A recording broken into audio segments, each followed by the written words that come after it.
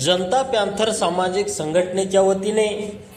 महामहिम राष्ट्रपती द्रौपदी मुर्मू यांना दिले निवेदन। जंतर मंतर नवी दिल्ली येथे चालू असलेल्या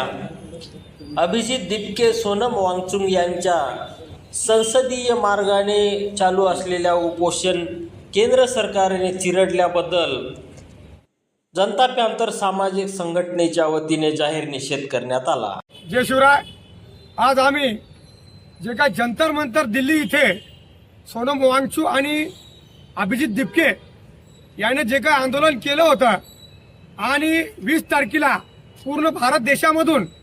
जे काही विद्यार्थी गेले होते त्याच्यावर सरकारतर्फे जे काय लाठीचार्ज झालेला आहे त्याच्या निषेधार्थ आज आम्ही राष्ट्रपती महोदया यांच्या नावाने माननीय जिल्हाधिकारी साहेब यांच्या मार्फत निवेदन देऊन त्या घटनेचा जाहीर निषेध केलेला आहे। आणि भारतीय संविधान कलम 19 क माणसाला स्वातंत्र्याचा अधिकार देते आणि ख हे आपल्याला मोर्चे आणि आंदोलन करण्याचा संविधानिक पद्धतीने अधिकार देते। तर कुठेही कोणताही विद्यार्थी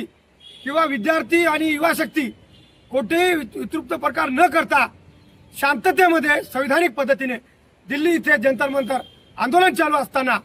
जे काही त्याच्यावर लाठीचार्ज करण्यात आलेला आहे त्याच्या निषेधार्थ व तिथे जे काही संबंधित अधिकारी असतील, कर्मचारी असतील किंवा ज्याने कोणी आदेश दिलेला असेल